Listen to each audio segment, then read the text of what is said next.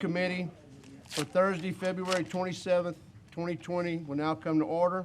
Roll call, Madam Secretary. Yes, sir. Mr. Abshire? Here. Mr. Andrepont? Here. Mr. Barris?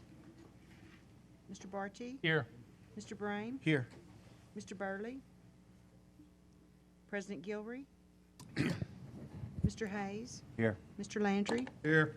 Mr. Lewis? Here. Mr. Marcantel? Here. Mr. Richard? Here. Mr. Smith? Here. Mr. Tremonti? Here. And Chairman Stelly. Here. You do have a quorum. Thank you, Madam Secretary. Number 3, presentation by staff regarding the police jury's 1.5% sales tax renewal proposition on the April 4th, 2020 ballot. I need a motion to proceed. So moved. Second. Brian? Thank you, Mr. Chairman. Brian Beam, Parish Administrator. Tonight's item on Ways and Means requires no action from the police jury. The reason we wanted to ask Mr. Stelly to call this meeting is because the previous sitting jury calls this tax renewal. State law requires that public bodies do this months and months in advance. And since 10 of you weren't here in the previous term, we wanted to make sure as this sales tax renewal is getting closer, April 4th, this is sort of a unofficial public rollout of the information related to this tax, and you're going to be seeing a lot more over the next month, public information to make sure our residents and citizens know about this being on the ballot, because it is a very important revenue source for you. So with your permission, Mr. Stelly, I'll go ahead and just give an overview and certainly take any questions when we're done. So the tax in question is a 1.5 cent sales tax, and I'll give a little history on that, but it helps to give a little background first. Your mission, vision, and values include, if you can see at the bottom left under the core values, financial stewardship. That includes a lot of things, one of which, though, is the taxes that the voters have approved for your utilization to provide a lot of important services. We understand that and respect it greatly, and it's very important that they understand and feel good about how you as the elected officials and all your departments utilize these funds. So this is in line with that value and your mission, vision, and values. So let's look at the revenue picture overall. Put it in context. This is a simple pie chart of our 2020 budgeted revenue. You can see the blue wedge is the sales tax. That's actually made up of 2 sales taxes, a 1.5 cent, which we're discussing tonight, and a 1 cent tax. But it is, as you can tell, our largest source of revenue for the police jury. And second being the ad valorem or property taxes, and you can kind of see the rest. But it's clearly a very fundamental key revenue source for you. Just to show you where the money's, just to kind of match the revenue side, this is a pie chart of your expenditures for the whole budget, not just for this sales tax.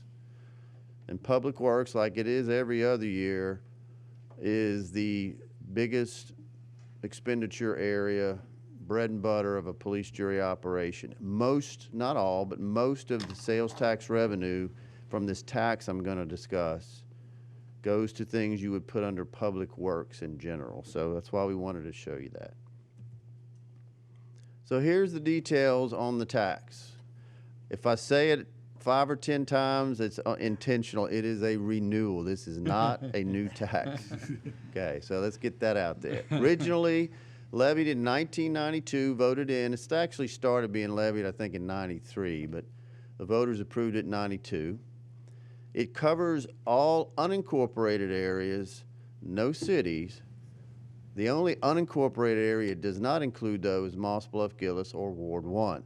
And that simply goes back many years to the first election because of some competing taxes at the time. But that, if somebody is asking you, do I vote on this? If you live outside a city and you don't live in the Moss Bluff, Gillis area, the answer is yes. And it is commonly called the road and garbage tax or the garbage and road tax. There's other things funded from that, but that's generally what it's referred to. It is your largest revenue generator out of all your income sources, or excuse me, revenue sources. $40 million projected in this year's budget. Of course, that's a large amount, and that has a lot more to do with a lot of this is from industry property taxes and, excuse me, sales taxes, because there's been a lot of growth in there. So that's a good thing. It represents 22% of all your revenues at the parish. So obviously that's substantial. So what does it do? What does it pay for? I'll let you browse that, but we put first, Brian, I'm sorry. Chris has a question, please. Yes, Mr. Can Landry. you go back to Sure. that previous slide?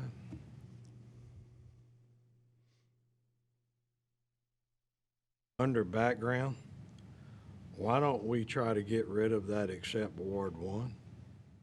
Well, that's certainly I mean, something it seems y'all. like now's the time, and let them make up their mind. Do they want it or not? But you know, a lot of people up there are living up there now that weren't living there years ago, and you know, they don't understand why they have to pay for their garbage and nobody else does. Right. They don't understand why they don't have a waste convenience center like they do in Sulphur and Lake Charles. You know, this is the reason why. And to me, you got to give them the opportunity. If they don't want to get on board with everybody else, that's fine.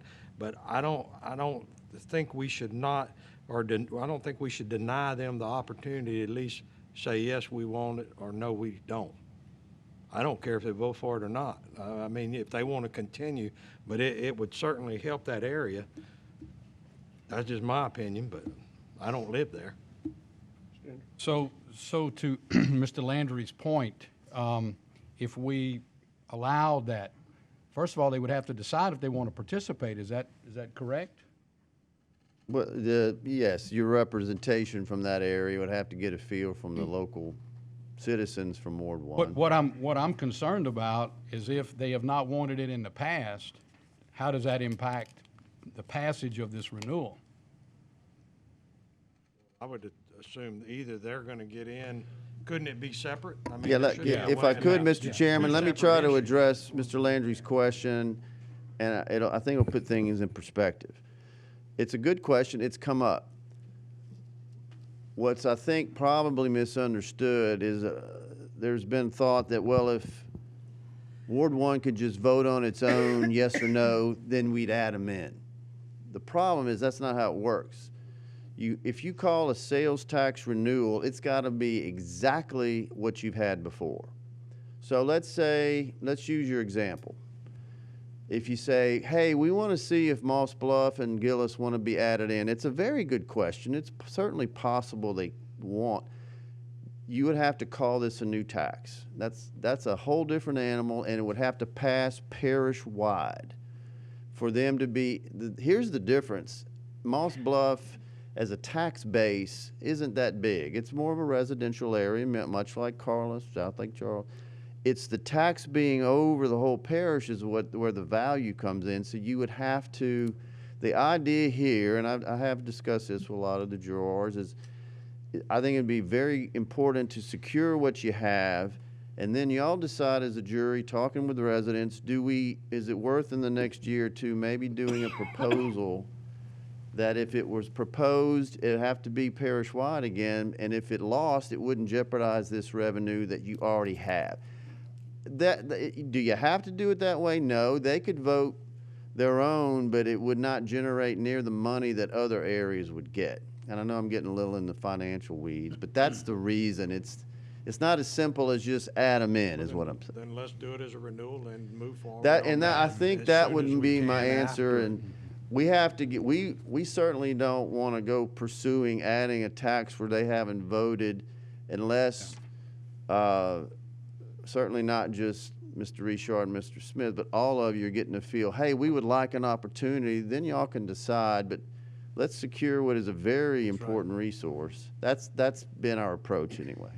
I don't disagree with that. Okay. I mean, I think that's the right thing to do, but I do believe that we should give them that opportunity in the Okay. future. Okay. Yeah, Any other? I agree with you, Mr. Landry. Now, you're saying if Moss Bluff wants to pass this cent and a half, it'd have to be voted parish-wide? It Everyone wouldn't would have have to to vote be, for it? but to get the benefits, and let me give you an example, Mr. Richard. The way, when Tim Connor looks at the roads that are overlaid and everything, he's looking at this overall big part of money, and it's allocated based on road miles and population and different things. And being a part of the larger whole, Ward 1 would get a better benefit. You could legally, though, call a tax just for that area that has the same uses, but money you would get levied there wouldn't be that big because there's not a lot of commerce and industry in Ward 1. Because industry is benefits parish-wide, you got that, it's the beauty of why parish-wide taxes are so helpful, because there's a lot of areas that if you just taxed them in their little area, they wouldn't get any money. That's in any county or parish across the country. You got tax bases that are the big breadwinners, if you will.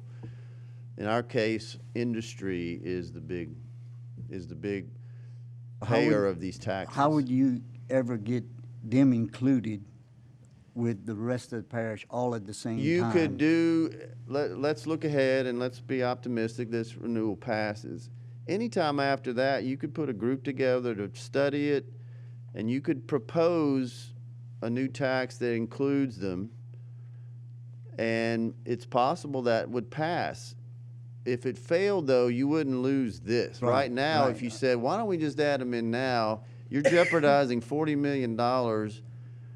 And I fully wish we could put them in there, because I think that a lot of them probably would be, but they've also rejected a couple of tax proposals, so it's up to them. I mean, not yours. This was other agencies. So. Okay, so they'd get the same benefit if that was included after this is passed. And I would be glad if y'all, we don't have to do it tonight, if that is something you want us to pursue to find more information on and put something together, we can do it. But we want it to be initiated because the representatives from that area feel like the citizens want to check into that issue, if you will. Right. We want to do it because y'all feel like it's a demand from your constituents, and not just staff saying, why don't y'all add a tax up there? This is very obviously, this is important. So these are good questions, very good questions. Mr. Tremonti. Yeah, you know, I just wanted to say that I've talked to several people in the Moss Bluff area over the last few months about this. And obviously, I'm a little naive to it because we've just started and we're kind of learning a little bit more about it. But isn't that the point, that they're in an area where there's not a lot of tax base? You know, they have part of the parish that needs this, I would think. And I think they'd have to be explained it would have to be explained pretty well to them, the benefits of them getting into this. And I really believe the majority of people there would vote for it. But I do agree with what you're saying, that this needs to go first. And I would definitely want to be in on that to see if we could help them out in the future. We certainly will follow up in accordance with what y'all would like us to do there. Mr. Barris. Thank you, Mr. Chairman. I just want to be clear. I do not want to jeopardize anything that we currently possess, okay? So let's talk about this, get this done, okay? This is the business at hand. Well, I know that, but most of us in this room know why there's that exception right there. I mean, I don't think, and they weren't just, nobody threw a dart at a dartboard and said, oh, they're out. I mean, that wasn't just dumb luck. I mean, they're out for a reason. So I don't want to do anything to mess what's happening now up. And when we get this taken care of, then let's go back to the people. It's been 10 years. I'm sure, man, there's been a huge influx of people, and you know, and they've been doing without these things for 10 years. So I think they may have a different outlook if we go back at them. Thank you. I think it's been, how long? It's been like over 20 since they voted. It's been 92? 92. It was back in 92. They only got to vote on it one time. 30 years. Yeah, it's never been Things have proposed changed to them quite a bit. again. I agree. Mr. Chairman, I Secretary, do. look, it's one of those issues, I've learned this, just, once you start talking about it, it can get real deep. I would be happy to coordinate discussions on this so y'all can get a better feel. I I just think wanna there's make sure plenty, it there's happens. plenty We of just need to time do to it. look at that as an option, but you don't want to spring it on those folks, even if they're for it. This is April 4th, so the die has kind of been cast on this one. I'm sorry, are there any other Any other questions? questions? Okay, so what does this tax pay for? Again, it's a little bit short, but the garbage and road tax pays for a lot more than that. But we learned that as big and important as roads are, and they are, people, I don't know if y'all know this or remember this, some of you, but in 2010, the original election, this lost by 8 votes. Cool. And we hustled, but when they learned, oh, this is the garbage tax, when it got put back on the ballot, it passed by 68%. The garbage part of this, we want to make sure people know that's what pays for the house-to-house garbage collection and the 2 very heavily used dump sites, more formally called our convenience centers for solid waste, one in Sulphur, one in east of Lake Charles. But bridge and road construction and overlay is, as we'll see, over half of the money is used for that, and you have to have that as well. Both of those are critical. In addition, this is the source of revenue for what is a much larger focus on drainage in your Public Works Committee tonight. You're going to be hearing an update on that. So it's not just roads, not just garbage, drainage, all these capital projects, a lot of the modeling and planning comes from this tax. Also, lesser degree, but very important when we do roads, we can pay for sewer and water line extensions, for example, to reach new subdivisions along main routes. Your litter program, which is kicked into high gear in the last year, the monies for the pickup along roadsides, for some of we have 2 employees dedicated to nothing but litter. All of the billboards and all the public awareness comes from this tax to pay for anything related to fighting litter. Last but not least, we have a transit system.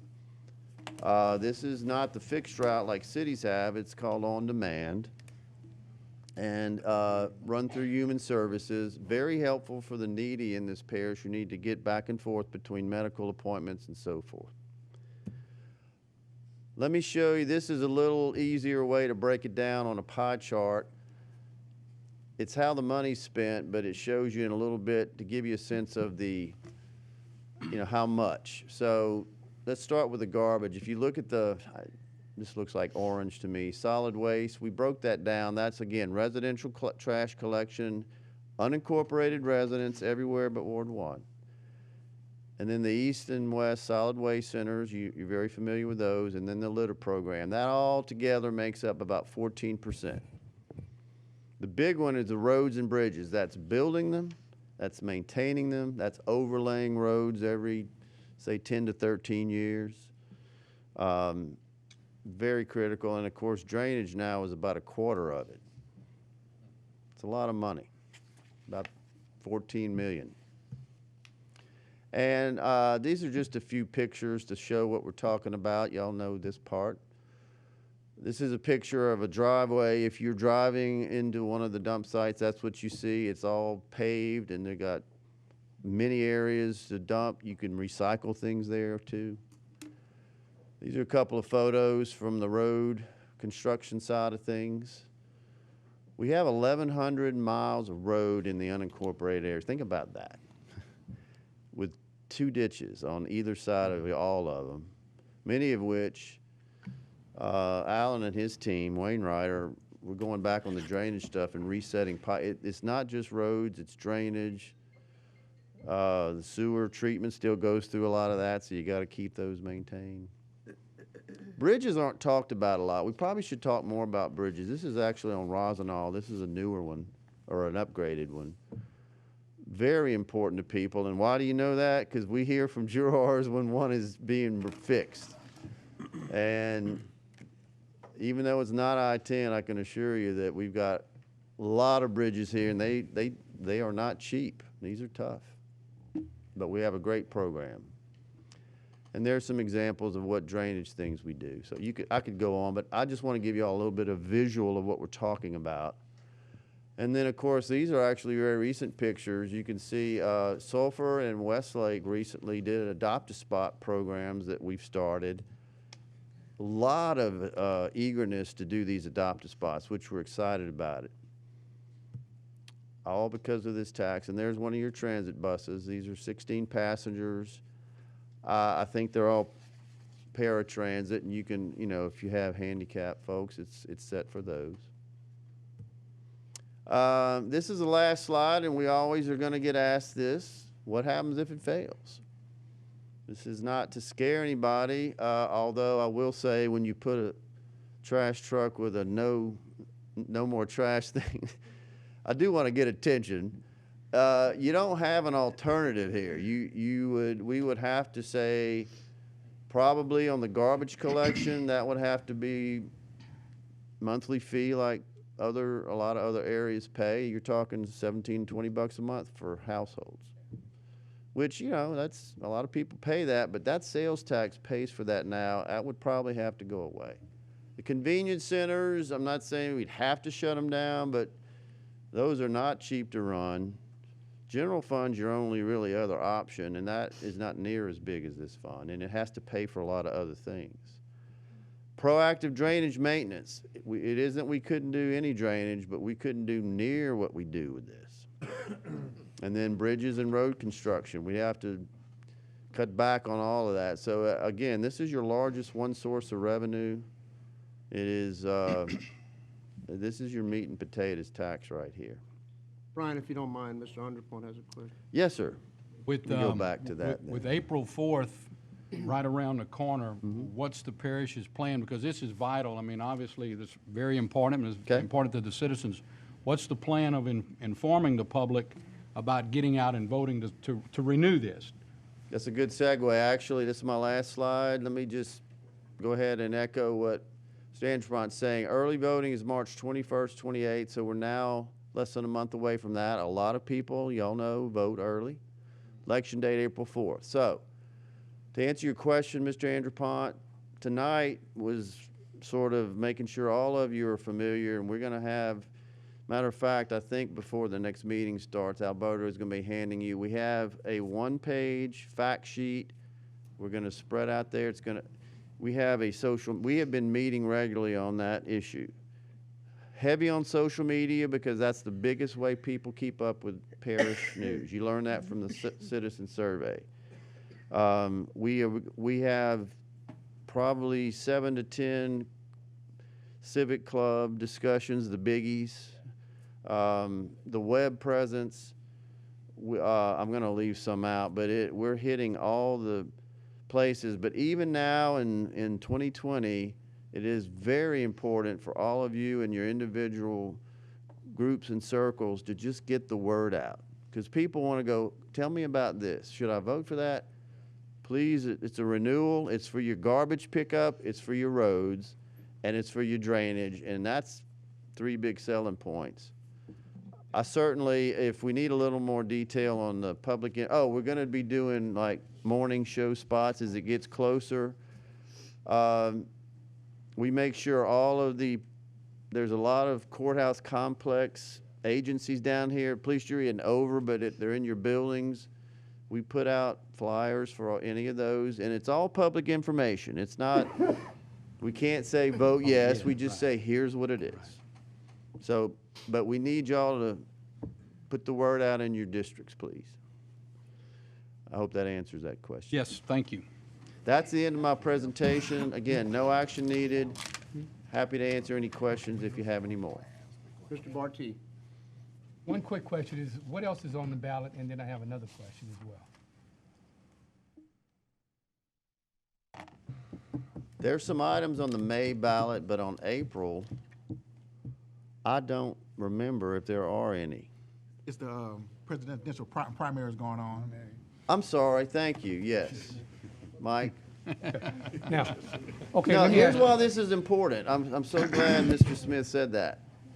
You have a that's all related to the ultimate, presidential election in November. It's important because when you have that, the cost of the election, half of it is paid by that. Meaning parishes or whoever has to pay for calling elections, and we don't do it willy-nilly. And one of the reasons we did it for April, it needed to be this spring, is because that was the primary is help paying for like half of the election so the police jury wouldn't have to pay for it all. But other than that, that's not like a huge turnout thing for the whole parish, but that's why it's important. Now, there's a May election, but this won't be on that. There are some items on there, but it won't compete. So it's the main thing, if you will. okay, And now this my, tax I'm sorry, Mr. Bartie, this tax expires this year, so in order to renew, it needs to be voted on prior to it expiring in December of this year, and it would start January 2021. So, sorry to interrupt. now my next question. One of your slides mentioned how much it would cost roughly the residents if the tax fell. I think there was. Well, it's more of, on this slide, it's more of the services that Right. would have to be cut or removed Correct. or eliminated. Now, if that's what in you mean. reference to that, is there a number that you could provide that basically lets the residents know how much the tax is costing them? That So one's trickier than the property tax. You mean like I'll give you an example. You So mean if you have a property tax, we can say if you own a home that's valued at X, this is what you would pay. That's easier. Unfortunately, with sales taxes, you can't do it as nice and tidy because it depends. Let me try to answer this the best way I can, though. If somebody who's voting on this tax, think about where you buy things that have a sales tax. Most, not all, most of those are going to be in the cities because most of your shopping is in the cities. But if you, say, order a refrigerator from one of the local hardware stores and they deliver it to your house and you're in an unincorporated, it's charged there. But if you just go buy something at a store in the city of Lake Charles and pick it up, this doesn't apply. So it is not heavy on residential cost except for when you shop in unincorporated areas or you have something delivered and you live in unincorporated. Industry pays the bulk of it just because of the location and the value of all the things they purchase throughout the year. So then we can almost tell the residents that the tax really doesn't cost them a lot. I think that's fair, yeah. Okay. I think the confusion is every time they go to, say, Market Basket or something, they're thinking this tax doesn't apply there. That's a very good question, thank you. Anybody else? Anybody else? Thank you, Brian. Thank you. Are there any other matters for consideration? Move to adjourn. Meeting's adjourned.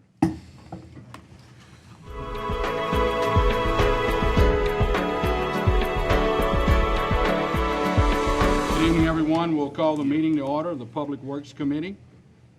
Madam Secretary, if we could have roll call, please. Yes, sir. Mr. Abshire? Here. Mr. Barris? Here. Mr. Bartie? Here. Mr. Brame? Here.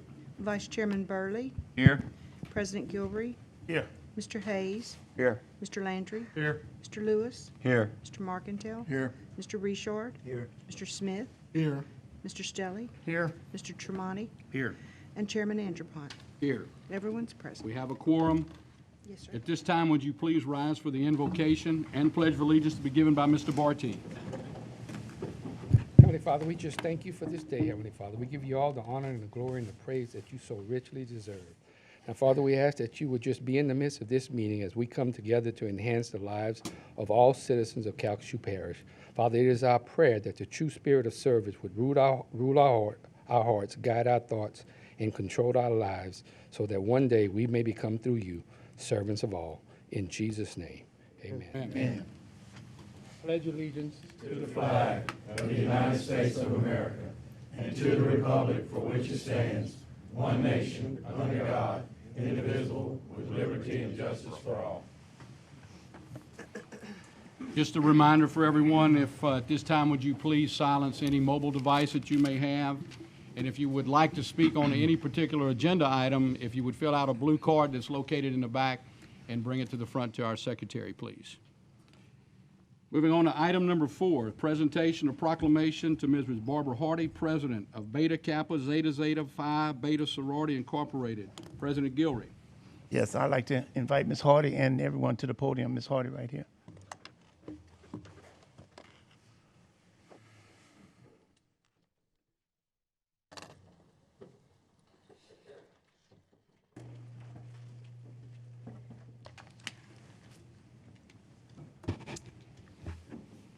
I definitely want to thank all you ladies for coming out. These ladies do such a great job in the city, from helping young people to working all kind of different things throughout the whole community, throughout the whole Calcasieu Parish. And did you want to say anything, Ms. Hardy? We are very pleased that you have allowed us to come and share in your meeting this evening.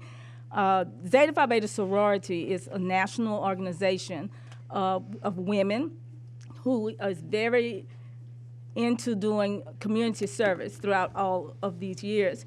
We are in the process of celebrating 100 years, a century of service is our slogan. And we like to let you know that we have been in the United States of America, and now we are abroad in all of several countries, England, London. We are also in Abu Dhabi, Dubai, everywhere, where we're going out, and our primary focus is service to mankind. And so we were founded in 1920, Howard University, Washington, D.C., and this year, January 16, 2020, we are celebrating 100 years of community service in this nation and abroad. In the Lake Charles area, Beta Kappa Zeta Chapter will be celebrating 75 years just here in the local area.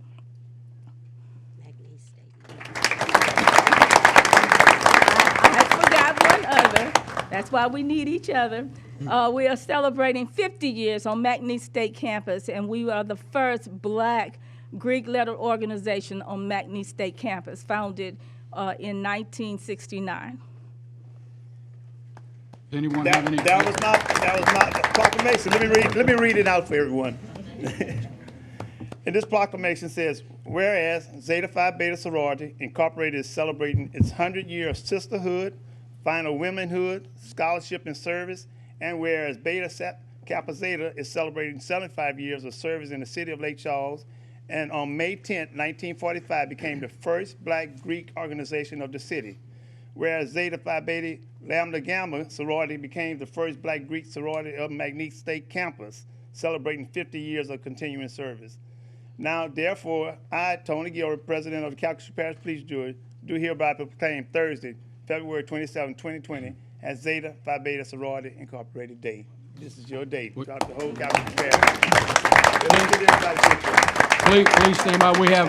We have several jurors that would like to talk. Mr. Lewis, you have the floor. Yes, I want to amend those ladies. They taught me in church and well as school. They got the Bessie program, well as the what's the other program? The Bessie and Stark's Nest. the Stark's Nest, the book bag for school. Right. So I want to amend y'all. I wanted to get that out and tell y'all thank you for everything y'all doing. Mr. Smith. Yeah, I really want to say thank to all of y'all. I've been knowing y'all a long time. A lot of y'all were there when I was, I don't go back too far, but y'all were there when I was a kid. So y'all helped, kind of steer me and raise me. And I see y'all doing a lot in the community, and the Zetas, they are everywhere. So congratulations again. Thank you. Mr. Bartie. Boy, y'all sure look good in all that blue. I just want to say, I don't want to get Miss Griffin on my bad side, but you know what Greek letter fraternity I'm in. I just want to say congratulations to Z5B. Thank you. Yes, and the chair would also like to recognize Ms. Elizabeth Griffin, former police juror. It's good to see you here this evening. Thank you, my honorable colleagues. It's good to be here. Mr. Lewis has another comment. That was the March of Dime I was thinking about. March for babies, yes. Oh, Kathy, just on behalf of Liz, I'd like to say present instead of here. You ladies ready? Yeah. I'm gonna take a picture right here. Tell us how you want us, Barbara. Come on, ladies.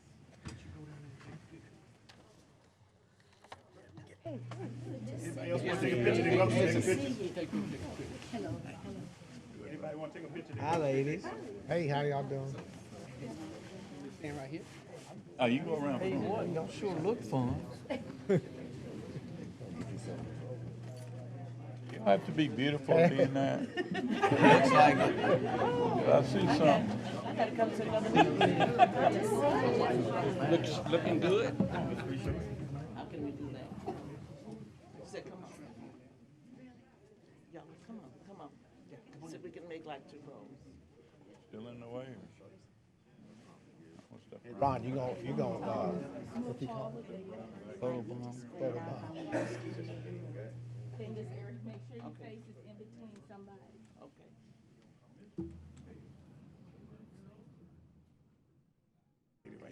Okay, wait a minute. We have to go. Yeah, thank you. Yes, ma'am, I did. I was a risk manager. Yeah, that's the man.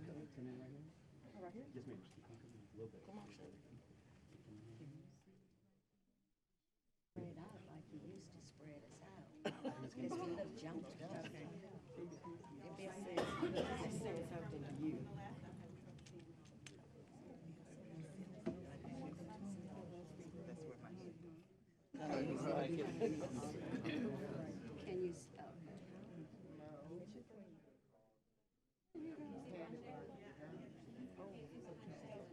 you can't see behind Shayla?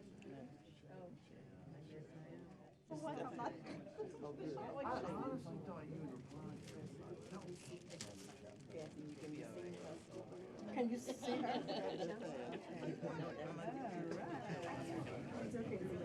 I can't see, it's my hair, isn't it? Uh-huh.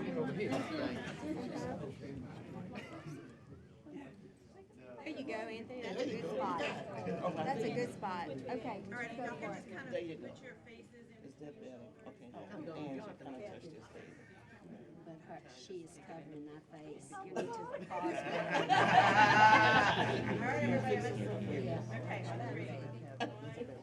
Thank you. Are y'all around my hair?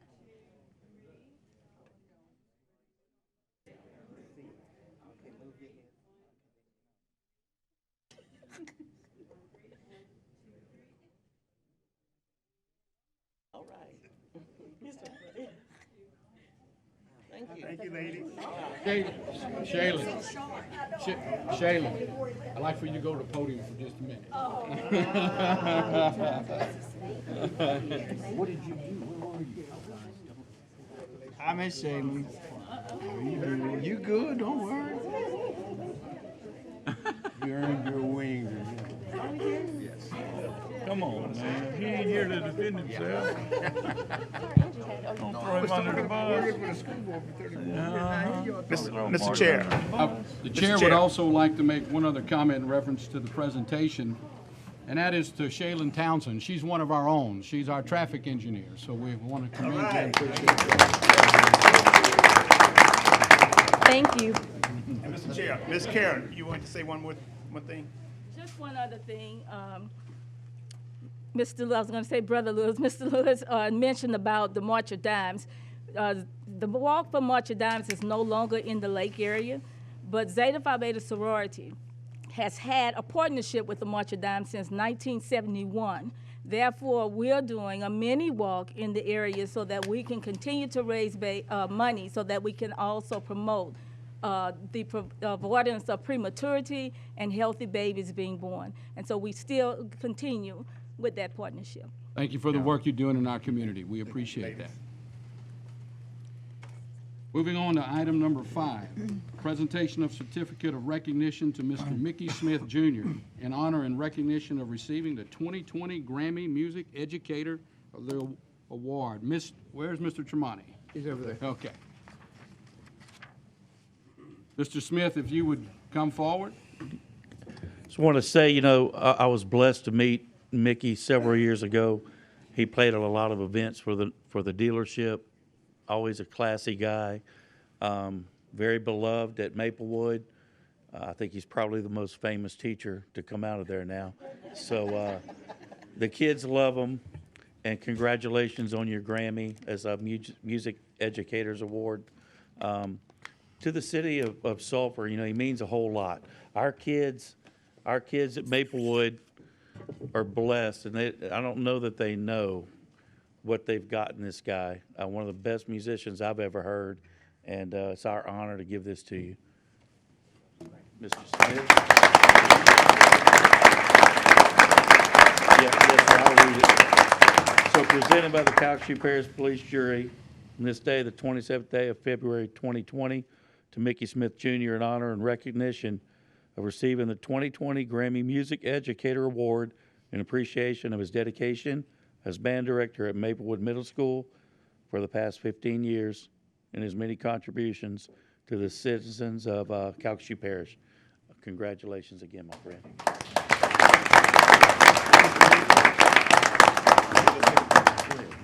Mickey, would you like to say anything? First thing, thank you. Thank you so much to everyone here. It truly meant so much to be recognized, but maybe not for the reasons you think. I'm always quick to remember that I'm a product of the very district, the very parish that I get to teach in. So I feel like anything anyone sees in me is a reflection of everything that's been poured into me by those that came before me and those educators and those community folks that have helped to shape who I am today. So I consider it an honor not just to be recognized, but to show the whole country what we got right here in South Best, Louisiana, what we got right here at home. I'd be remiss right now if I didn't acknowledge, again, all the folks that make this possible. I see so many folks, I don't even want to start getting into names because each and every person here, I've been very blessed and privileged to have a personal interaction with, and you all have seen it throughout the years. And again, it's so good when you don't have to walk this journey alone. I tell my kids all the time, it's not about you, it's not about me, but it's all about we. We're better when we band together. So I'm going to ask at this time, she doesn't want me to, but I'm going to ask my wife to come up at this time. There you go.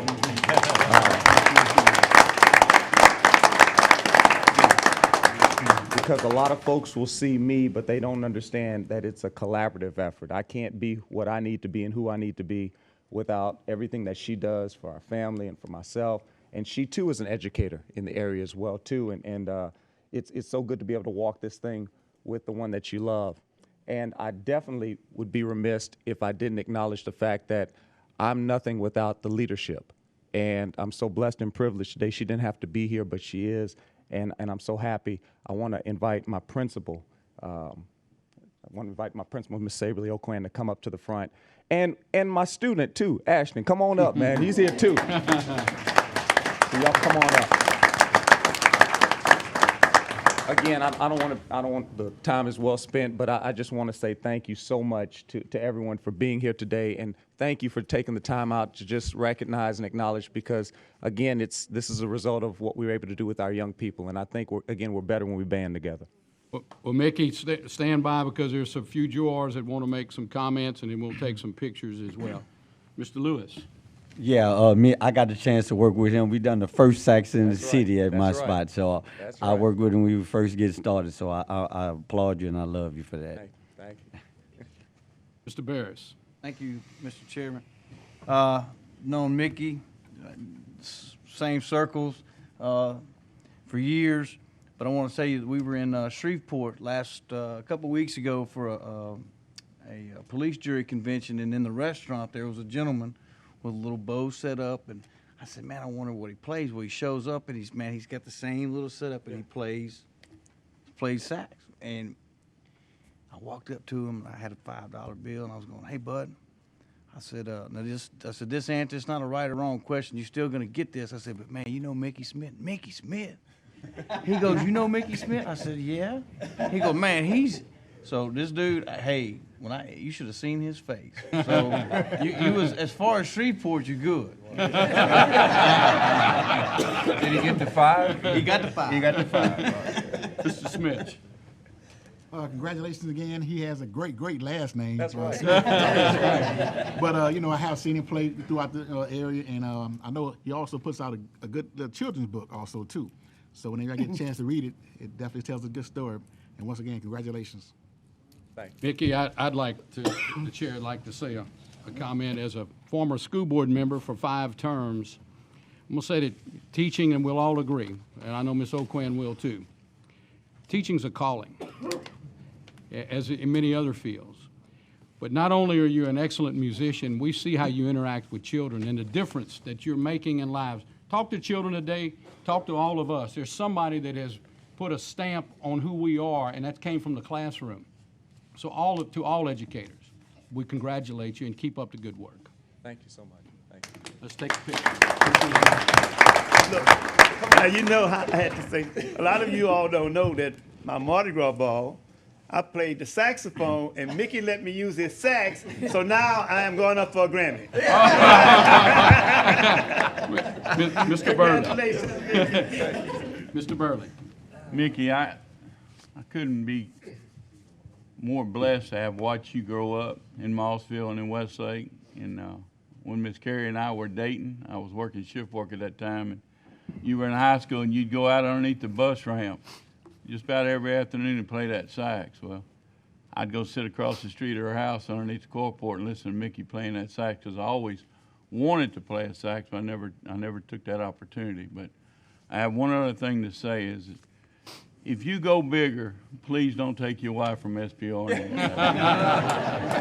We love her as much as we love you, Mickey. We're proud of you. Thank you. Well, let's gather in front for a photograph.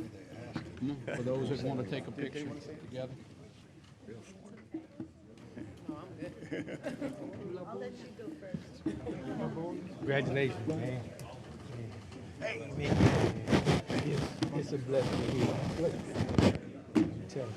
Hey, where you tracking on tonight? Oh, man. You could have played like It didn't keep up with me today. We've been running, man. Congratulations.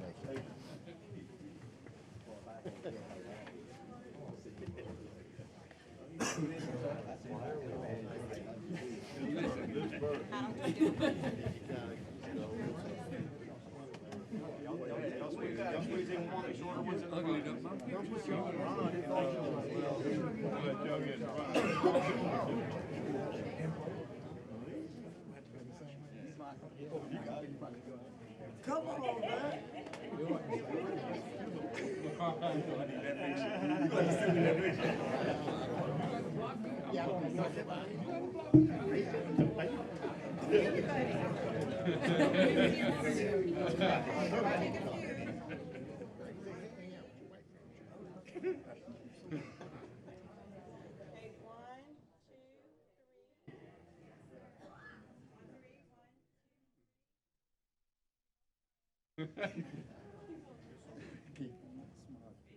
That's a song written, right? Yeah. All smiling. Grammy. Thanks, Mick. Congratulations.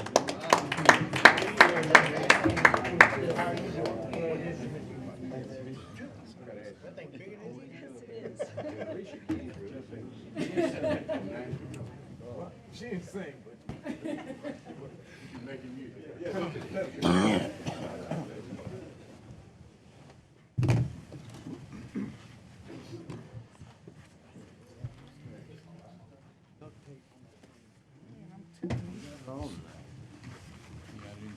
drinking wine when I was listening to it.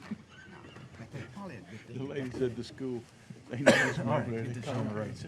All right, next item on the agenda, number 6, presentation by staff regarding the Southwest District Live Show Hall of Fame exhibit located at the Burton Coliseum.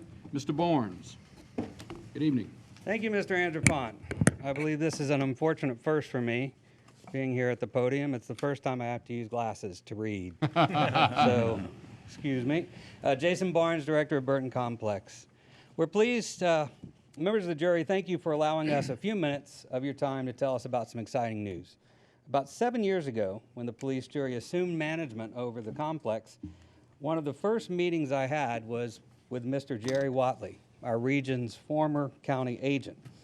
He wanted to talk to us about the aspects of hosting or housing a permanent exhibit for a livestock hall of fame, with the permanent location being installed in the Coliseum. From that point forward, Jerry and others, including Mr. Jimmy Moe, who is with us tonight, our current county agent, all of those who were interested in the project met with us off and on for the following years, discussing several logistical items like the location of the exhibit in the Coliseum, the design, and other important aspects. Perhaps the most notable point that I want to make about this project was that from the very first meeting we had, and for several thereafter, Jerry and his group of people thought that if the livestock show wanted to build their own Hall of Fame, he felt it was only right that the livestock board should pay for it.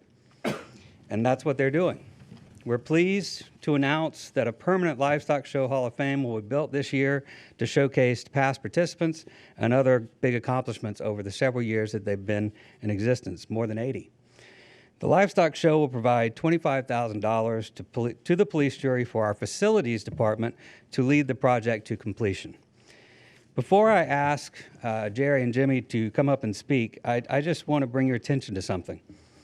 As many of you are probably aware, when the Burton Complex first opened to the public in the 1970s, in the early 1970s, the very first event that we had was the Southwest District Livestock Show and Rodeo. And since that time, it has remained with us these past 43 years. They have remained great partners throughout the span of time. And I have a world of respect for Jimmy and Jerry, and I truly value our continued working relationship. I know all of us at Burton are happy to see this vision that Jerry and others originally had become a reality. And so I'm really excited to tell you my part about it, but I know that they can expand more on what's going to be in the Hall of Fame. So I'd like at this time to introduce Mr. Jimmy Moe, our current county agent.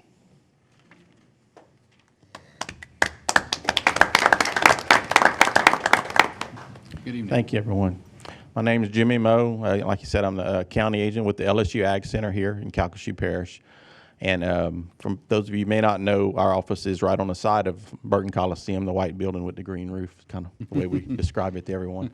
But I wanted to talk to you a little bit, just to understand, too, that the Ag Center, our facilities are paid for through the Burton tax. And so we do appreciate all the support that the police jury gives us every year to help maintain our facilities and help our programs run, our 4-H and livestock programs, but also our gardening, our youth programs, and then our horticulture programs that we do there. But today we want to talk a little bit about the livestock show, and I want to give you a little background history on the Southwest District Livestock Show and Rodeo. Like you said, it's been going on for 86 years. In 1935, the idea was brought by some men here in Lake Charles area that had went to Houston. If y'all been to the Houston Livestock Show and Rodeo, it started in 1932. So in 35, some men with a lot of forethought went there and said, we need something like that here in Louisiana. And we didn't have any livestock shows then. And so Mr. Gale, who was one of our cattlemen presidents at the time, went with some LSU people and said, we're going to do one here next year in Lake Charles. And so in 1936, they were planning to do one. And the new governor that they elected decided, well, we're not going to hold it here in Lake Charles. We're going to have it on LSU's campus. And so they decided they'd try to have one at LSU. Well, that didn't really work, but they had it in New Orleans, on the fairgrounds in New Orleans. They had the first livestock show in 1940. And then after that, Mr. Gale and them decided to still press forward to trying to get something over here in Lake Charles. And here tell it, they met with the governor and them, decided that they would build a junior college here, which we know as McNeese, and built a rodeo, or not a rodeo, but built an arena to house the livestock and to have rodeos at the same time. So they did a compromise, and that's how we became known as the Cowboys, they said, from that work. And I'm sure other things went into it too, but they kind of claimed that as a way that they got that McNeese University started, and the livestock show became officially here in Lake Charles for those 86 years. And then we've been at McNeese. I think they stayed there till the 1970s, and we were fortunate that Mr. William T. Burton was a big supporter of the youth in our livestock program and helped donate the land to build Burton Coliseum and the livestock facilities that we use now. And we're very fortunate to still be there with Jason Barnes and his crew worked tirelessly to make it happen. And this past year we had over 2,000 animals exhibited by over 1,100 youth from 7 parish area, which is the largest in the state, the largest district show that we have in the state of Louisiana, and has been since the beginning of it. And we're just very fortunate that our board that runs the rodeo part of it, the Southwest District Livestock Show Board, which is what we're going to talk about next with Jerry with the Hall of Fame, but they raise money through the rodeo and raise over $50,000 that we give out annually for scholarships, for awards to the youth of those 7 parishes. So every year they get close to over $50,000 in scholarships awards, and that's been going on since probably the early 70s that they've been able to give that much money. So we're very fortunate to have that board that's made up of men in all these parishes that work tirelessly to help our youth and continue our agriculture involvement for our youth. So at this time, I'm going to let Jerry Watley come up and say a few words about the Hall of Fame itself.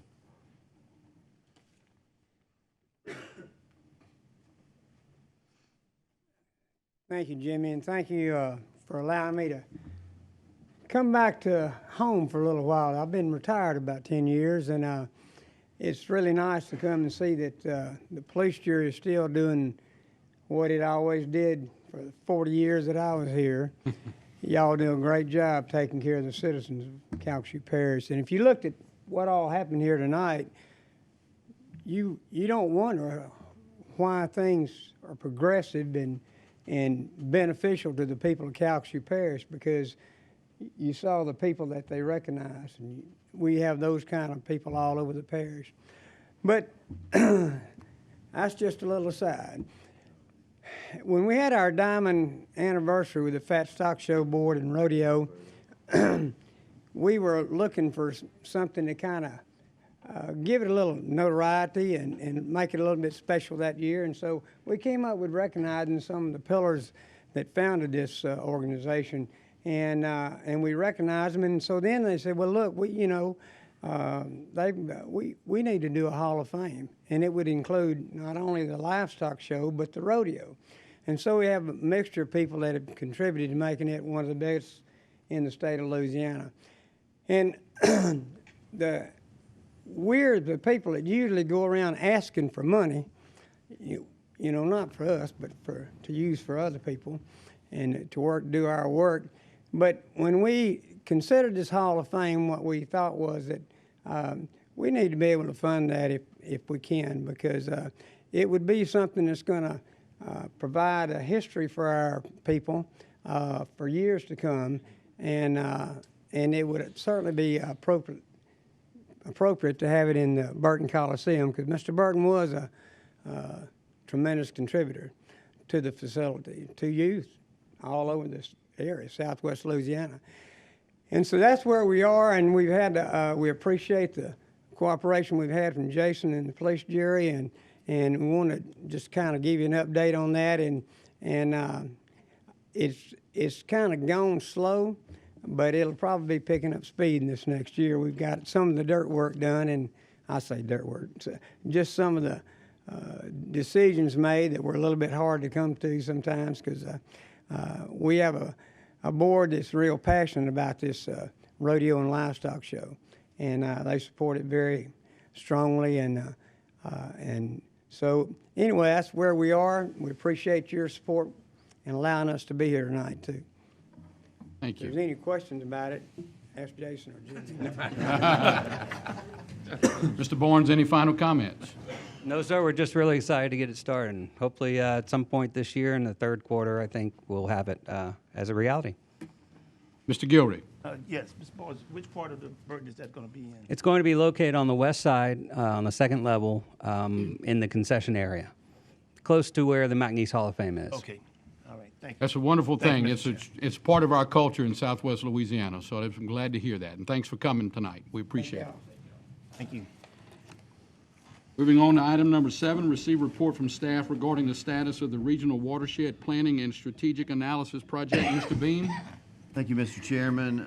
There's been a lot of good news tonight, and we see what a celebration of many things good in Calcasieu Parish is, and I want to continue that with one more. Now, drainage isn't as glamorous and as interesting as these other things, but boy, is it important. And I want to give Alan Wainwright credit. We have your next item, number 8, it's a contractual item with Fenstermaker, who is our lead consultant on a lot of this. But he said we have so many new drawers. It's a good opportunity to update you on what's going on with drainage, and it's hard to cover in a couple of minutes how big and complex this has been. But suffice it to say, and we're going to give you a taste tonight of it, but a tremendous amount of progress has been made on drainage in the last several years, and it's got so many moving parts, but they're all aligned. And it'll be a short update tonight, but a good one. And I just want to put that in context that it's part of a larger picture. But with us tonight, and he's going to introduce his folks. Many of you know Butch Babineau. He's a local operations manager here in Lake Charles for Fenstermaker. And we've been working with the company many years on this, and he's going to introduce his folks, and they have a presentation, which they asked me a favor. If y'all could, you probably will have questions, but if you can let them go through the presentation, there's plenty of time afterwards for any questions you may have. But at this time, I'd like to introduce Butch Babineau. Thank you, Brian. I'm not sure how we're going to follow the Livestock Hall of Fame and the Grammy Award winner, but we're going to try. Mr. Babineau, if you would, state your name and address for the record. I'm Butch Babineau. I'm with Fenstermaker. I'm the Lake Charles operations leader. First of all, I want to make just some introductory remarks and tell you a little bit about Fenstermaker, and then I'm going to turn it over to John Hornsby, who's going to go through a slideshow presentation. I'm personally excited to be part of this major watershed initiative.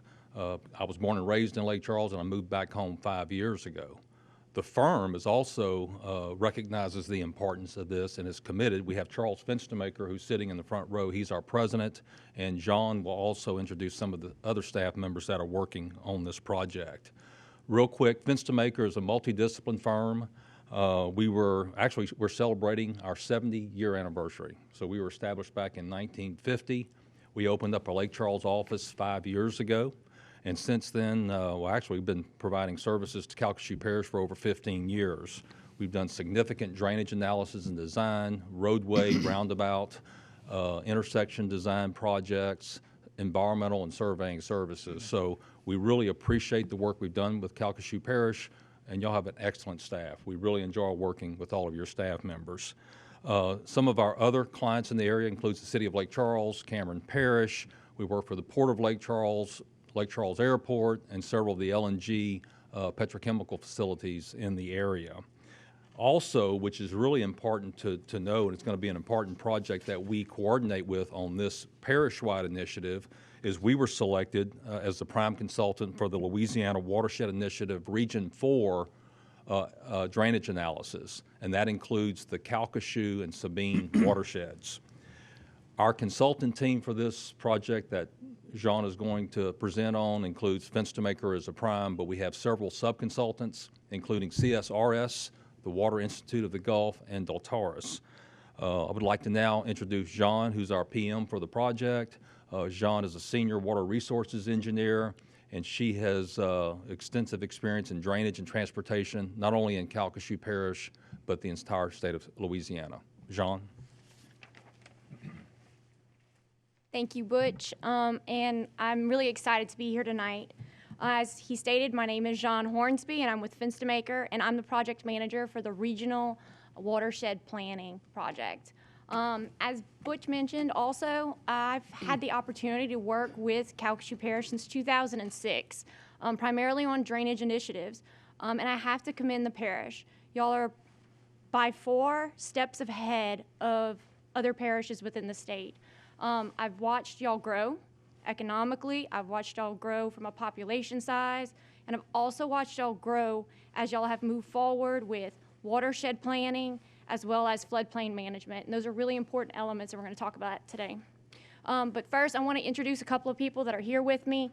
When we went and we formed this team for the Watershed Planning Initiative, we didn't just pull engineers that were local. We pulled some of the best modelers and planners, not just in Louisiana, but across the United States. We even have experts from the Netherlands that are on this team.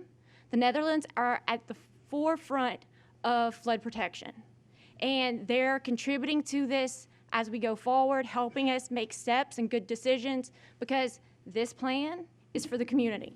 It's for the people. We need to make sure that we're taking the steps to plan not just for today, but where the parish is going to be in the next 50 years. A couple of people here with me today is Brooke Newland. Brooke is one of our hydraulic modelers, and she is also going to be, she's heading our story mapping, which I'm going to show you in a little bit. It's some really cool technology that we're embarking on for a communication standpoint. Also with me is Callie Benton. Callie is our deputy project manager. She basically keeps the ball rolling. She's in charge of our day-to-day activities and ensuring that the project's running smoothly and coordinating with your staff. So we're going to go ahead and dive right in. So what is a watershed? I hear this a lot. So it's a big word. You hear the Louisiana Watershed Initiative. We're calling this your Regional Watershed Plan. So a watershed is an area of land that drains all the streams and rainfall to one common outlet.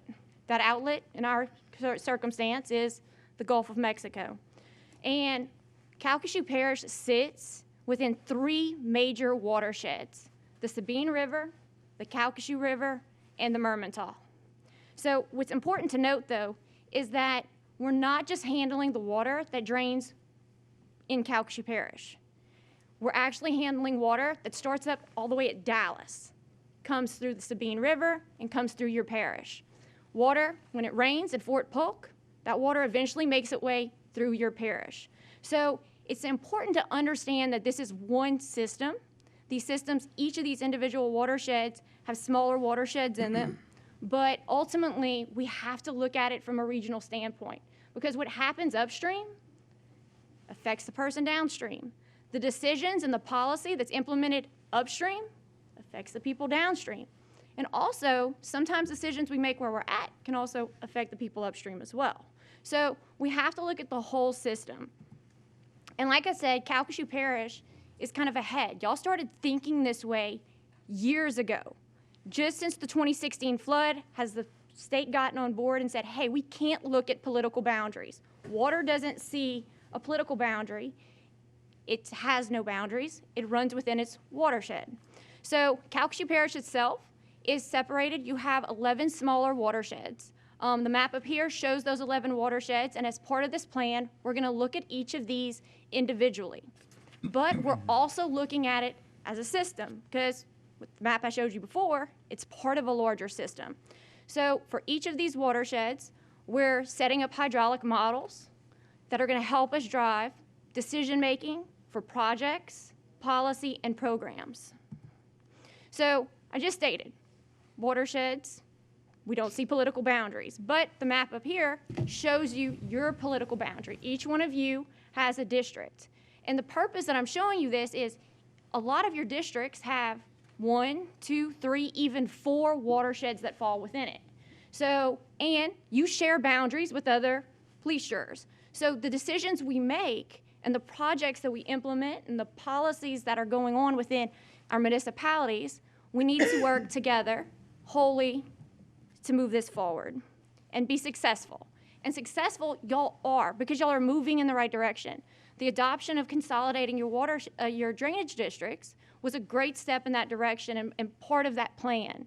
So before, those drainage districts all had political boundaries and ward jurisdictions. Now, your districts follow watershed boundary lines. So it makes it easier when planning projects and looking at those different things, applying even maintenance and things like that. So y'all are moving in that direction. And another thing, like Butch mentioned, that's really important that we've been focusing on is aligning all the plans together. Calcasieu Parish is working on y'all regional watershed plan. The state is also looking at a watershed initiative. CPRA, the Coastal Protection and Restoration Authority, has a coastal master plan. So we're ensuring that everything's aligning. But what's interesting is that the state is actually looking to y'all for guidance. We've been working with the state, and they're calling and saying, hey, what did y'all do? What did Calcasieu Parish do?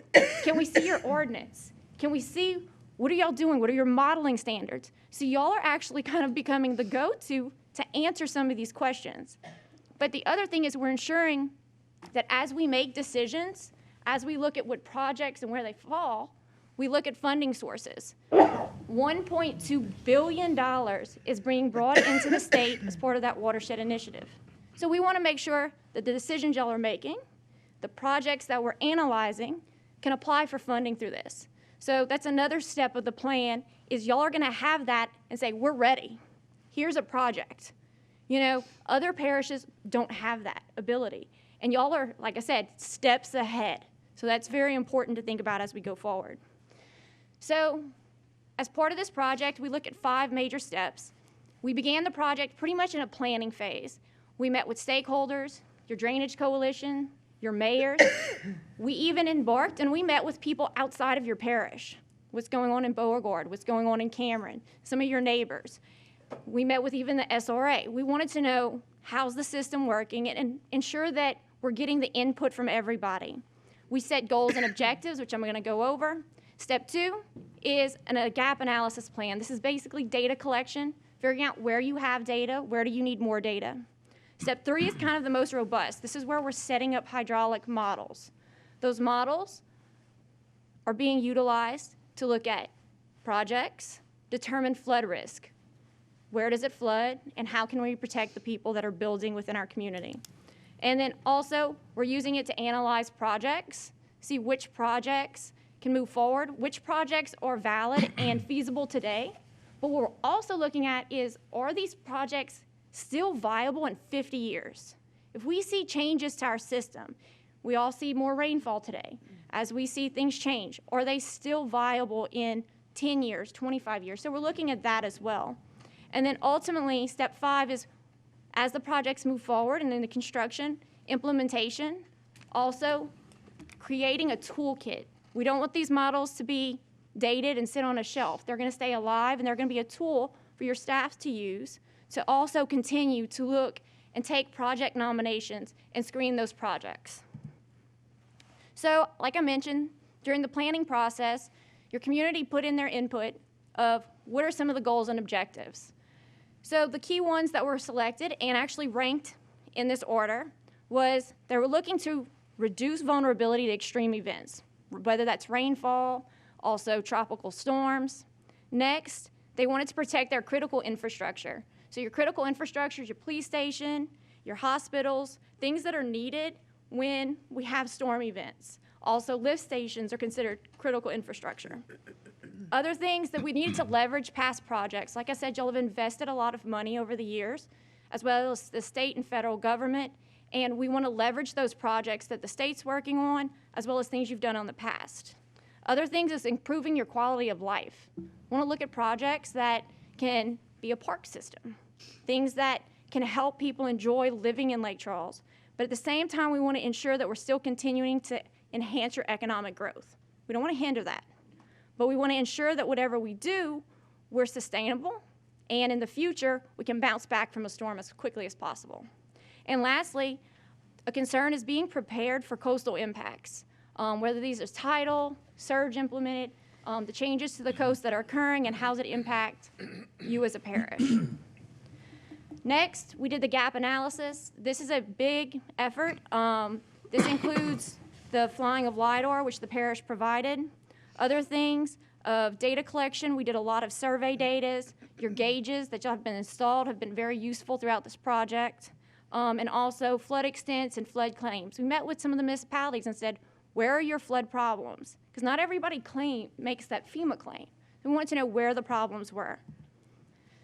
As part of the data collection, we collected, there's over 2,400 structures located along your major channels. This is a culvert or a bridge. To date, we have field surveyed, boots on the ground, 480 of those. We've gone out and we've done field inspections. We've looked at the condition of them. We've provided that information back to some of your drainage districts. And we've also gone out, taken cross sections to create models. That's where we do surveys of the channel. And also, we've done inventories. So everything's been accounted for, and currently we're looking at the condition, and we're looking at how those structures are performing. Are there ones that are underperforming, and or are they meeting today's standards, and can they meet future standards? Next, we took this data and we put together a report card. The report card meets similar standards that are done at the federal and state level, but typically the infrastructure report cards done for the state and federal government do not include drainage. I give credit to Alan Wainwright. He had this great idea. He does, why not drainage? So we move forward with this, and this is another part. The state is now going to be replicating your report card at a state level moving forward. So what we've done is we've gone in, and it's an A to F scale, A being exceptional, fit for the future. I want to note that. In school, we all wanted an A, but in this case, looking at the A, it's ensuring that the things that are on the ground, whether that's your channels, the structures, your detention ponds, even your policy, are set for future projections. And also resiliency and vulnerability. This goes back to those critical structures. Is that police station in a flood zone today? The answer might be no. But in 50 years, if we have sea level rise and continuous increases in rainfall, there's a potential that it could. And so those different things are looked at and graded, and we're working with the staff to meet those standards. Next, we set up models. So the hydraulic models that are set up, we consider a lot of different things. What you're looking at right here, this is the East McNeese, Cayuchi Coulee, Black Bayou area. And what we do is we look at land use. We determine where do we have population density. We also go in, we look at flood zones, flood claims. We utilize all that data I just talked about collecting, and we create hydraulic models out of it. This is Contraband Bayou, and this is a result of what comes out of a hydraulic model. So the coloring you see, the red, grays and red, that's all your topography, that's your LIDAR, the highs and the lows. And the blue is Contraband Bayou's flood extents. So as the storm occurs, it actually floods out, and you can see the flood extents. So we can utilize this now to go back and say, where's their flood risk? Also, where do we place projects? And what projects are beneficial to what areas? Extremely important when making decisions. So, talk about projects, and I'm going to cover that a little bit more, but it's not just projects. Most people say, fix my flood problem. All you have to do is change that culvert. All I need is a detention pond. But projects are just a small piece of the solution. This regional plan is also looking at policies and programs. So policies are ordinances, things that are passed to protect people. A program is something that's initiated that can also help people, but incentivizes things. So examples of programs may be a buyout program in which we can go and help someone whose home is repetitively flooded. We can buy it out and relocate them within the parish. So there's different programs. I'm going to go over a few in a bit. So looking at policy, what you're looking up here, the red area is your FEMA flood zone on Contraband Bayou. So if someone buys a house and they go to their realtor, they're going to tell them, hey, if you're not in the red, you're not in a flood zone. If they go to buy flood insurance, they're going to say, hey, if you're not in the red, you're not in the flood zone, you're safe. But the blue is what actually flooded. So why the difference?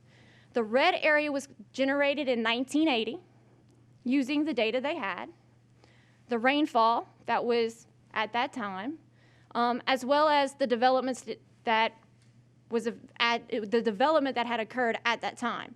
So what we've done, the blue is showing today's rainfall, today's growth and development that's out there, and what it's done to the flood zone is the blue. So that's actually what floods.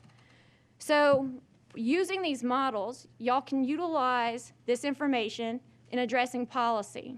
So freeboard is how high a house needs to build up above the 100-year flood zone. So whenever a 100-year rainfall, which is about 12 inches in 24 hours, when it rains, floods to a certain elevation, and then we tell them you need to build 1 foot above that. But Calcasieu Parish has taken that a step further. So y'all have some pretty good ordinances here, but that's within the parish. That's not across all your municipalities. So protection is definitely something that we're recommending as part of this plan.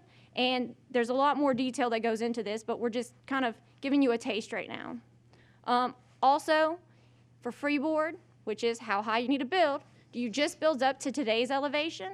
Or if we know that that flood zone has changed over time and it's going to continue to grow, do we have them build up to what the future flood zone is? So these are things just to take into consideration. Other programs, programs again are things that can incentivize people to protect themselves a little bit further. Things like conservation areas, getting as much green space as possible, giving buffers along channels so that we can maintain them, getting those servitudes in. These are all things that are coming out and being recommended as part of this plan. Other things are incentives that a homeowner can do on their own and then get refunded through a period of time, or sometimes it's tax breaks. There's lots of programs that can be implemented to help people and incentivize them to do smart building and things like that. And one of the things is your land cover is one of the key pieces that we can control. The umbrella there shows a couple of different elements of what affects how much water runs off after a rain event. I can't control the rainfall. I can't control my soil.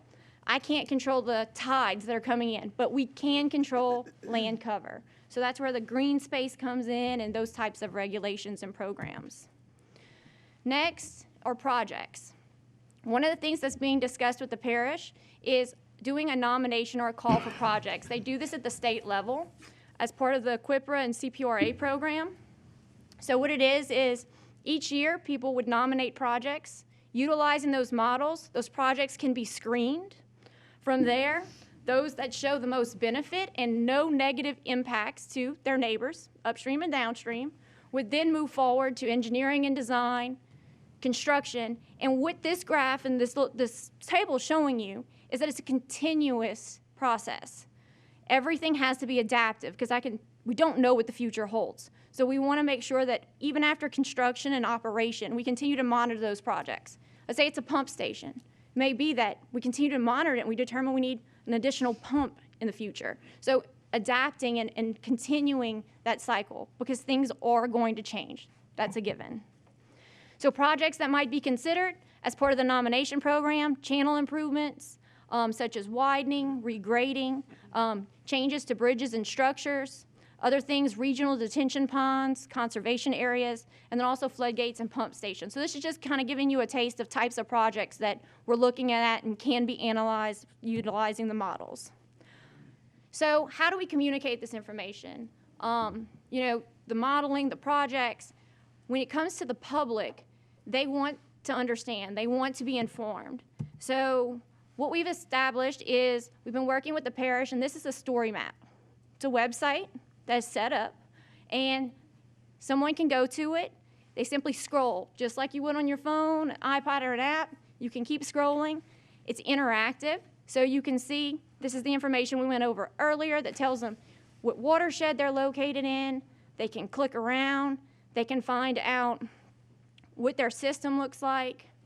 They can also go through, learn about what jurisdiction they fall in. They can click on links that'll take them to their ordinances. They can click on different links that'll take them to additional information. They can understand more about their drainage districts, who the contacts are. This is an example of the 1950 Lake Charles contraband area. And then another neat thing is what it looks like today. You can see the growth there. It also gives them a snapshot of what this plan is. So instead of a report, instead of us putting a report together that ends up on a shelf in somebody's office, this is something that the public can go to and see. It's a great communication tool, and it's really easy to get around. They'll identify what their goals and objectives are, and they can also get involved. It tells them past meetings. They can click. They can even watch some of the videos because a lot of y'all stuff is recorded. They can see what upcoming events are and also what the project timeline is and kind of what's going on. Again, from a educational and informational tool, they can understand what a watershed is. We take a deeper dive. There's even interactive maps where they can zoom in, click on flood zones. They can see what does it look like if there's a 2-year storm? What does it look like if the Hurricane Harvey hits again? We can simulate different rainfall events and let them see what their flood risk is. They can dive into policies and programs. They can get information on the report card, what's being evaluated, what the criteria is, and what the results are. Again, from a project standpoint, they can go in and look at past projects. They can actually click on it, pull up sets of plans.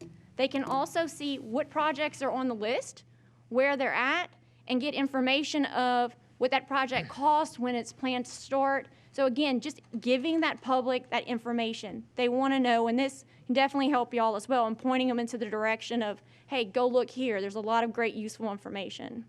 So this is definitely something that I think is one of my favorite parts of the plan, because, you know, I create models all over the state, but this is definitely an innovative way of letting people see where the parish is going, what steps we're taking, and what's going to occur.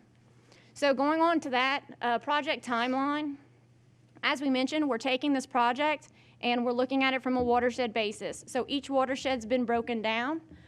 We started off with the city of Lake Charles, Lake Charles watershed as kind of a starting point. It was the watershed that did not have interaction around it. So it wasn't dependent on something outside of the parish.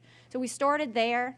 We're building off each of the watersheds. Then we're going to look through the inventory. Important point, the purple, this is the nomination part. This is where we meet with different people and we pull those projects together to screen. And lastly, you'll see that it continues. That green is actually not part of our contract. That's part of what the parish is going to continue, because this is not an end. This is a tool that's being set up, and we want that tool to continue to live as y'all each year screen projects, determine what capital improvement projects need to be implemented, and go forward and monitor those and move it forward. So lastly, I just want to say we're giving you just a taste here. Please feel free to reach out to the parish staff if you'd like to meet one-on-one, kind of go over. We've been working 1.5 years, and like I said, the parish itself has been working for many years to where they're at now. So we just tried to give you a glimpse of the information, but if you'd like more details, please let us know. We'd be more than happy to meet with y'all. Thank you. Do we have any questions? Seeing none, we appreciate your time this evening. Thank you. Moving on to item number 8, consideration adopting a resolution Second. approving an amendment to the professional engineering contract for the continuation of engineering services related to the evaluation of additional regional watersheds. That was moved by Mr. Stelly and seconded by Mr. Barris. Any discussion? Any objections? That motion carries. Moving to item number 9. Move on 9 and all bullets. Consideration adopting an ordinance regulating speed limits on the following roads: Section A, Ward 3, North Ellicott Lane, West Ellicott Lane, East Ellicott Lane, Eve Elizabeth Lane, and Libby Grace Lane. Item B, Ward 4, WPA Road, and item C, Ward 7, Old Highway 90. That was moved by Mr. Hayes and seconded by Mr. Markentile. Any discussion? Any objections? That motion carries. Item number 10, consideration adopting a resolution approving an amendment to the professional engineering contract to include additional services for the Ham Reed Road Extension Project. Move on 10. I got it. Moved by Mr. Abshire and seconded by Mr. Brame. Any discussion? Mr. Brame? Oh, no. Okay. I'm trying to get Any my objections? screen up. That motion carries. Item 11, consideration of adopting the resolution to approve the active sale agreement for the Niblets Bluff Road Bridge Replacement and Realignment Project.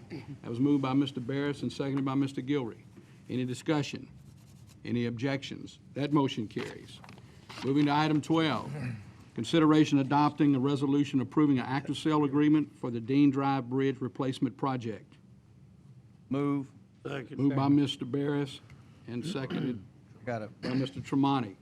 Yes, Mr. Barris. Real quick, I want to say, staff, I talked to the people who y'all interacted with and had to work all this out with. They were just amazed at how, they were intimidated. They didn't know what to expect, but man, they said the process was easy. Everybody that they came in contact with from the parish was A+. So I just want to pass that on to the folks who handle that. I yield back. Anyone else? Seeing none, any objections? That motion carries. Item 13. Yes, Mr. Brame. Mr. Chair, could we go back to item 10 for just a second? I Certainly. hate to do that to you. My screen wasn't up, and I kind of missed that whole item. Yes, go ahead. Tim, so the additional services, can you just explain that? Or do I know about that already? We've mentioned it, yes, sir, but I'll just give you a brief Give it to me, 'cause explanation. I It's really an probably forgot. update of our current agreement to include inspection services for the project. Okay. No flagpole. Okay. No, I'm You good. still have the floor? I'm Okay. good. Okay, moving to item 13. What do you say? Consideration adopting a 13. resolution acknowledging the annual municipal water pollution prevention audit has been conducted for sewer district number 11 of wards 3 and 8 water treatment plant. And that was moved by Mr. Abshire and seconded by Mr. Burley. Any discussion? Any objections? That motion carries. Item 14, consideration to authorize the parish engineer So to moved. advertise for the Calcasieu Parish Project number 20-303-0004 for the Dean Drive Bridge Replacement Project, Ward 4. That was moved by Mr. Barris and seconded by Mr. Marcantel. Any discussion on item 14? Any objections? That motion carries.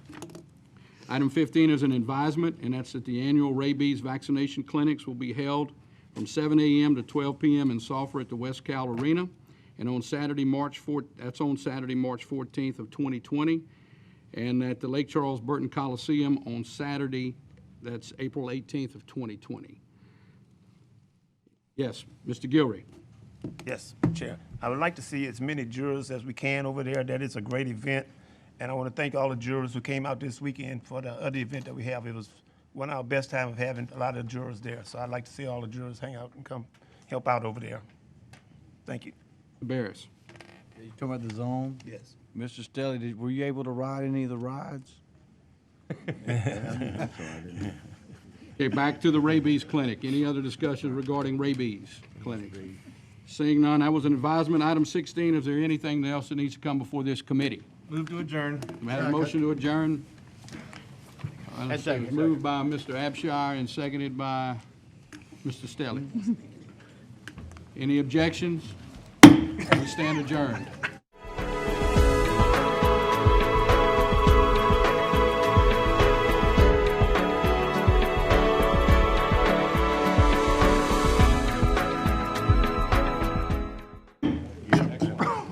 The purpose of today's meeting is to formulate an agenda for the regular meeting of the police jury on March 5th, 2020. A proposed agenda follows. I need a motion and a second to pull item 13. I have a motion from Mr. Brame and a second from Mr. Richard. Number 13, take appropriate action on the terms of the following members of various boards and districts. A, Calcasieu Parish Public Safety Commission Communications District. Move to appoint Mr. Dylan Berlin. Second. A motion by Mr. Brame and a second by Mr. Tremonti. Item B, Creole Nature Trail Scenic Byway District. Yeah, move on both reappointments. And second. Move to reappoint Mr. Sam Wilkinson and Mr. Paul Guillory by Mr. Tremonti and a second by Mr. Brame. Item C, Ward 4 Fire Protection District Number 2. Move to defer for 30 days. Mr. Kenny Domain. Move to defer for 30 days by Mr. Barris and a second by Mr. Marcantel. That being all, I need a motion to adjourn. Motion to adjourn.